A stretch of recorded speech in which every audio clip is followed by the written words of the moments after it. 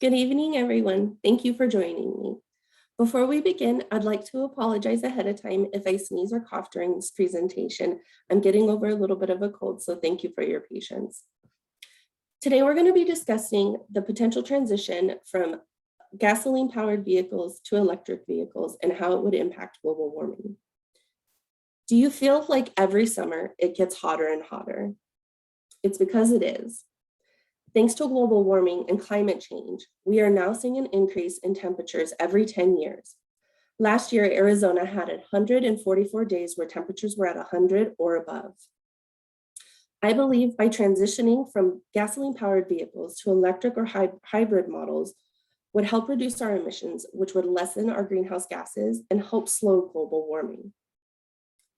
To help explain how greenhouse gases work and how it impacts global warming, we'll watch this short clip from National Geographic.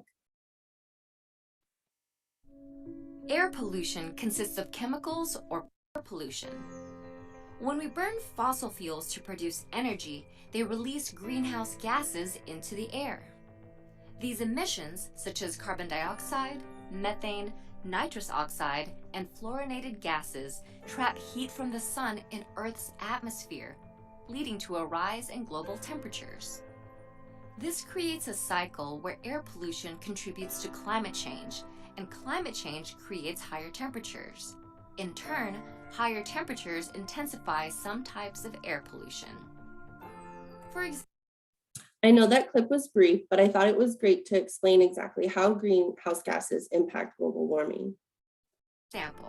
Climate change. Today, we're going to discuss how our cars' emissions impact global warming, the option of transitioning to electric or hybrid model vehicles, and how the reduced emissions will impact global warming and how affordable it is to switch to electric vehicles. Each of us would benefit from slowing the progression of global warming.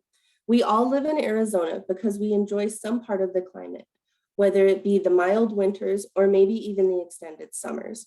If we don't try to reduce our impact with global warming, eventually Arizona will just grow to be hotter and hotter and eventually uninhabitable. Air pollution created by the emissions of vehicles contributes to greenhouse gases that worsen global warming. According to the EPA, the largest source of greenhouse gas emissions from humans' activities in the United States is from burning fossil fuels for electricity, heat, and transportation. Transportation creates the largest percentage of greenhouse gases at 29% of all the economic sectors. As you can see on this slide, transportation is 29%, and then it breaks down all of the different sectors such as electricity, industry, commercial and residential, and agricultural. Over the last 40 years, the annual global temperature has risen by 0.32 degrees Fahrenheit every 10 years. While that number may not seem large, in comparison from the years 1880 to 1980, it only rose by 0.13 degrees Fahrenheit every 10 years. Here's a chart to show the fluctuations in temperature over the last a few decades. You can see a definite spike once we hit around the year 1980. The plan to address the problem at hand would be to transition society from driving of gasoline-fueled vehicles to electric or hybrid models. Many companies now offer incentive programs to employees who carpool or use public transportation. President Biden has pledged to bringing the United States to net zero emissions by the year 2050. To achieve this goal, vehicle manufacturers would have to stop producing gasoline-fueled vehicles by the year 2035 to account for the life cycle of the standard vehicle. Some have recommended that the government implement programs such as cash for clunkers to allow consumers to trade in their current gasoline-fueled vehicles towards the purchase of a new hybrid or electric model. As you can see here, it shows where the current vehicle sales are and how it's projected over the next 30 years. In order for all new cars to be electric by the year 2050, These charts show how much it would have to grow, which seems like it may be a little unattainable in the next 15 years. But I think any progression that we can make towards this growth is helpful in our overall goal. Many metropolis areas have started to convert to clean or zero emission vehicles. Phoenix has implemented the Phoenix Light Rail, which runs on electricity powered by the wires above the actual light rail, and is also in talks to move their buses to fully electric models. How will this plan meet our needs? By reducing the pollution that's emitted by our vehicles, we can slow down the progression of global warming. If consumers were to transition to electric vehicles, it's been speculated that we could reach the net emissions of zero by the year 2050. This would significantly reduce our greenhouse gases and of course help slow the effects of global warming. One of the major opposing arguments to this subject is that it's simply too expensive to transition from a gasoline powered vehicle to an electric vehicle. There has been some research done that shows electric vehicles cost on average $330 less per year than gasoline-powered vehicles.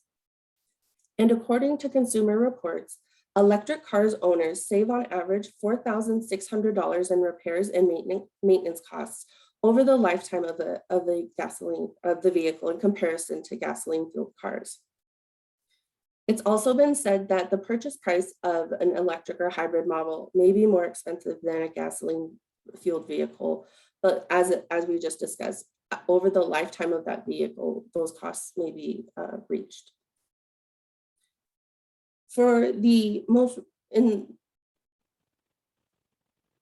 In recent years, vehicle manufacturers have started to increase the production of electric vehicles. One of the most affordable models on the market today is the 2021 Mini Electric Hardtop, starting at $29,900. If that is still too high of a budget, the next option would be a hybrid model. While the hybrid model is not fully electric, it is a step in the right direction and has a much more affordable cost point. Currently, the most affordable model is the 2021 Honda Insight, starting at $23,885.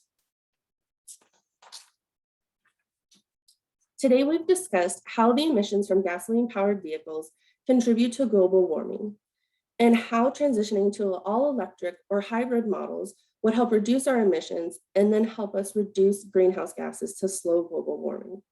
We've also discussed how affordable it is to transition from a gasoline-powered vehicle to an electric vehicle. With the increased popularity of electric and hybrid models, transitioning from gasoline-powered vehicles to electric vehicles is much more attainable than ever before. While global warming is an overwhelming problem, the more steps that we take in the right direction will help slow its progression.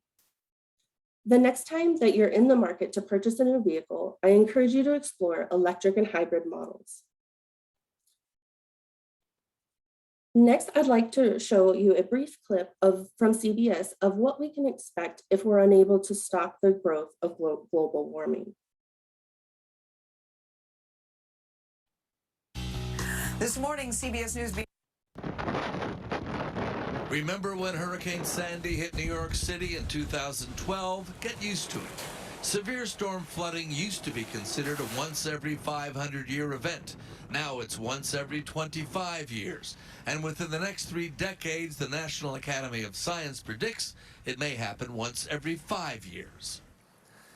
You don't have to peer into the future to get a sense of the consequences of climate change. They're happening right now and right here.